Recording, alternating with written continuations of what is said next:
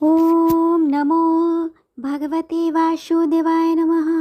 ओम गणेशाय नमः। नमस्कार भक्तजनों, आप सभी को आपके इस अपने YouTube चैनल शिव शक्ति पर हार्दिक स्वागत है। आज हम इस वीडियो में सुनेंगे पुरुषोत्तम मास महात्म कथा का 21वां अध्याय। भक्तजनों, जैसा कि आपको पता है, पुरुषोत्तम मास जिसे अधिक मास या मलमास भी कहते हैं, भक्तजनों, ये पूरा मास भगवान श्री हरि विष्णु को समर्पित है। भक्तजनों, इस महीने में जितना भी हम पूजा पाठ करते हैं, जप करते हैं, तप करते हैं, हवन करते हैं, वो सब भगवान श्री हरि विष्णु को समर्पित है। भक्तजनों, आप लोगों से अनुरोध है, कृपया कर इस कथा को पूरे ध्यान और पूर्ण भक्ति भाव से अंत तक सुने, ताकि इस कथा के श्रवण से मिलने वाले संपूर्ण पूर्ण फल की प्राप्ति आपको हो और इसके प्रभाव से आपके जीवन में आने वाले सारी समस्याओं का, सारे परेशानियों का खात्मा हो और आपको आपके मनोवांछित कामना की पूर्ति हो। तो भक्तजनों, आइए विघ्नहर्ता श्री गणेश का नाम लेकर हम इस कथा का रसपान करें। भक्तजनों, तब तक आप लोगों से अनुरोध है, कृपया मेरे वीडियो को लाइक और शेयर कर दें और चैनल को भी सब्सक्राइब कर दें। तो भक्तजनों, वाल्मीकि मुनि बोले, इसके बाद फिर प्रतिभा की अनलोतारण क्रिया करके प्राण प्रतिष्ठा करें, अन्यथा यदि प्राण प्रतिष्ठा नहीं करता है तो वह प्रतिमा धातु की कही जाएगी, अर्थात उसमें देवता का अंश नहीं होता है। भक्तजनों, दाहिने हाथ से प्रतिमा के दोनों कपालों का स्पर्श कर हरि भगवान की उस प्रतिमा में प्राण प्रतिष्ठा अवश्य करें। प्रतिमाओं में प्राणों की प्रतिष्ठा से न करने से स्वर्ण आदि का भय पूर्व के समान ही रहता है, उनमें देवता वास नहीं करते हैं। हे पार्थिव, दूसरे देवताओं की प्रतिमा में भी देव तत्व सिद्धि के लिए प्राण प्रतिष्ठा करनी चाहिए। भक्तजनों, इसके बाद पुरुषोत्तम भगवान के बीज मंत्र से और तदुष्णो परम मद सदा इस मंत्र से करना चाहिए। मंत्रवेत्ता उसी प्रकार प्रतिमा के हृदय पर अंगुष्ठ निरंतर रखकर हृदय में इस मंत्र को प्राण प्रतिष्ठा करे। इस प्रतिमा में प्राण प्रतिष्ठा हो, इस प्रतिमा में प्राण चलायमान हो, इस प्रतिमा की पूजा के लिए देवत्व प्राप्त हो, स्वाहा।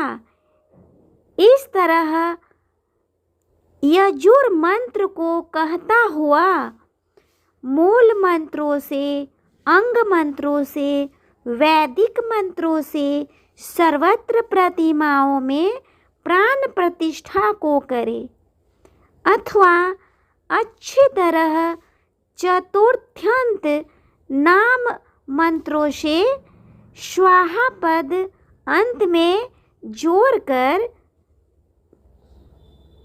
तद्दथ देवताओं का अनुसरण करता हुआ प्राण प्रतिष्ठा को करे। भक्तजनों, इस प्रकार प्राणों की प्रतिष्ठा करके श्री पुरुषोत्तम का ध्यान करें।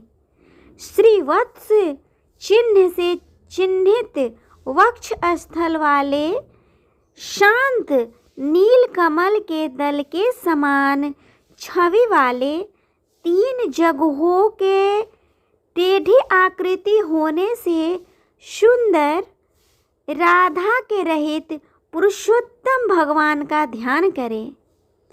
देव काल को कहकर अर्थात संकल्प करके नियम में स्थित होकर मौन होकर पवित्र होकर षोडशोपचार से पुरुषोत्तम भगवान का पूजन करें। भक्तजनों, उसके बाद हे देव, हे देवेश, हे श्री कृष्ण, हे पुरुषोत्तम, राधा के साथ आप यहाँ मुझसे दिए हुए पूजन को ग्रहण कीजिए। श्री राधिका सहित पुरुषोत्तम भगवान को नमस्कार है, यह कहकर आवाहन करें। हे देवेश, हे पुरुषोत्तम, अनेक रत्नों से युक्त अर्थात जटिल और कार्तस्वर यानी स्वर्ण से विभूषित इस आसन को ग्रहण करें। इस तरह कहकर आसन समर्पण करें। भक्तजनों, गंगादि समस्त तीर्थों से प्रार्थना पूर्वक लाया हुआ यह सुख स्पर्श वाला जल पाद्य के लिए ग्रहण करें। इस प्रकार कहकर पाद्य समर्पण करें। भक्तजनों, तत्पश्चात हे हरे, गोपिकाओं के आनंद के लिए महाराज नंदगोप के घर में प्रकट हुए। आप राधिका के शरीर सहित मेरे लिए दिए हुए अर्घ को ग्रहण करें, यह कहकर अर्घ समर्पण करें। हे ऋषिकेश अर्थात हे विषेंद्रिय के मालिक, हे पुराण पुरुषोत्तम, अच्छी तरह से लाया गया और स्वर्ण के कलश में स्थित गंगा जल से आप आचमन करें, यह कहकर आचमन समर्पण करें। भक्तजनों, तत्पश्चात हे हरे, मेरे से लाए गए पंचामृत से राधिका के सहित जगत के धाता आपके पूजित होने पर अर्थात आपके पूजन से मेरे कार्य सिद्ध को प्राप्त हो। हे राधिका के आनंददाता, दूध, दही, गौ का घृत, शहद और चीनी इन द्रव्यों को ग्रहण करें। इस तरह यह कहकर पंचामृत से स्नान समर्पण करें। हे नाथ, योगेश्वर, देव, गोवर्धन, पर्वत को धारण करने वाले यज्ञों के स्वामी गोविंद भगवान को नमस्कार है। हे कृष्ण, गंगा जल के समान नदी तीर्थ का मेरे से दिए गया यह जल है। नंद का आनंद देने वाले, आप इसको ग्रहण करें, यह कहकर फिर स्नान समर्पण करें। हे देव, समस्त कार्यों की सिद्धि के लिए इन दो पीताम्बरों को भक्ति के साथ मैंने निवेदन किया है। हे सुरसत्तम, आप इसे ग्रहण करें, यह कहकर वस्त्र समर्पण करें और वस्त्र धारण के बाद आचमनम देवे। भक्तजनों, तत्पश्चात हे दामोदर, आपको नमस्कार है, यह भवसागर से मेरी रक्षा करे। हे पुरुषोत्तम, उत्तरीय वस्त्र के साथ जनेऊ को आप ग्रहण करें, यह कहकर जनेऊ समर्पण करें और आचमन देवे। हे सुरश्रेष्ठ, अत्यंत मनोहर सुगंधित दिव्य श्रीखंड चंदन विलेपन आदि के लिए है, इसको ग्रहण करे। यह कहकर चंदन समर्पण करे। हे सुरश्रेष्ठ, केशव से रंगे हुए शोभमान अक्षतों को भक्ति से मैंने निवेदन किया है। हे पुरुषोत्तम, आप ग्रहण करें। यह कहकर अक्षत समर्पण करें। हे प्रभु, मैं मालती आदि सुगंधित पुष्पों को आपके पूजन के लिए लाया हूँ, आप इसको ग्रहण करें। यह कहकर पुष्प समर्पण करें। इसके बाद अंगों का पूजन करें। नंद यशोदा के पुत्र, केसी दैत्य को मारने वाले, पृथ्वी के भार को उतारने वाले, अनंत विष्णु रूप धारण करने वाले प्रद्युम्न, अग्निरुद्ध, श्रीकंठ, शकलास्त्र घृत, वाचस्पति, केशव और सर्वांतमा, इन नामों से पैर, गुल्फ, जानु, जघन, कटिमेध, नाभि, हृदय, कंठ, बाहु और मुख, नेत्र, शीर और सर्वांग का पुष्पों के हाथों में लेकर चतुर्थ्यंत नामों को कहकर विश्वरूपी जगतपति भगवान का पूजन करे। इस प्रकार प्रत्यंग का पूजन कर फिर चतुर्थ्यंत केशवादि नाम मंत्रों से एक एक पुष्प हाथ में लेकर पुरुषोत्तम भगवान का पूजन करे। दिव्य वनस्पतियों के रस से बना हुआ गंध से युक्त उत्तम गंध समस्त देवताओं के सूंघने के योग्य यह धूप है, इसको आप ग्रहण करें। यह कहकर धूप समर्पण करें। हे भगवान, आप समस्त देवताओं के ज्योति हैं, तेजों में उत्तम तेज है, आत्म ज्योति के परम धाम, यह दीप आप ग्रहण करें। यह कहकर दीप समर्पण करें। हे देव, नैवेद्य को ग्रहण करें और मेरी शक्ति को अचल करें। इच्छानुकूल वर को देवे और परम लोक में उत्तम गति को देवे। यह कहकर नैवेद्य समर्पण करे। मध्य में जल समर्पण करे, आखिर में आचमन जल को देवे। हे ऋषिकेश, है त्रैलोक्य के व्याधियों को शमन करने वाले, अच्छी तरह से सुवर्ण के कलश में गंगा जल को लाया हूँ, इस जल को आप आचमन करें। यह कहकर आचमन देवे। भक्तजनों, तत्पश्चात हे देव, मैंने इस फल को आपके सामने स्थापित किया है, इसीलिए मेरे को जन्म जन्म में सुंदर फलों को प्राप्ति हो। यह कहकर श्रीफल बेल समर्पण करें। हे देव, हे परमेश्वर, गंध कपूर से युक्त कस्तूरी आदि से सुवासित इस करोध्वांद हाथ की शुद्धि के लिए उबटन को ग्रहण करे। यह कहकर करोद्वर्तन समर्पण करे।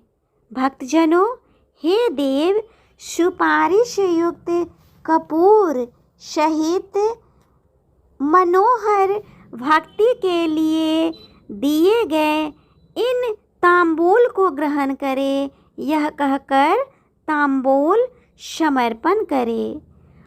ब्रह्मा के गर्भ में स्थित अग्नि के बीज अनंत पुष्प के फल को देने वाला सुवर्ण आप ग्रहण करे और मेरे लिए शांति को देवे, यह कहकर दक्षिणा समर्पण करे। शशत काल में होने वाले कमल के आसन समान श्याम 3 जगहों से टेढ़े होने से सुंदर आकृति वाले देवेश राधिका के सहित हरि भगवान की आरती करता हूँ, यह कहकर नीराजल समर्पण करे। हे जगन्नाथ, रक्षा करो, रक्षा करो। हे त्रैलोक्य के नायक, रक्षा करो।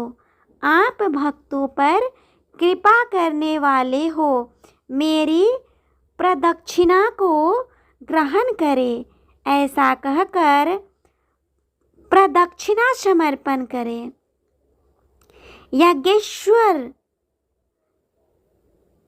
यज्ञेश्वर नरदेव यज्ञ के कारण यज्ञों के स्वामी गोविंद भगवान को नमस्कार है, यह कहकर मंत्र पुष्पांजलि समर्पण करे।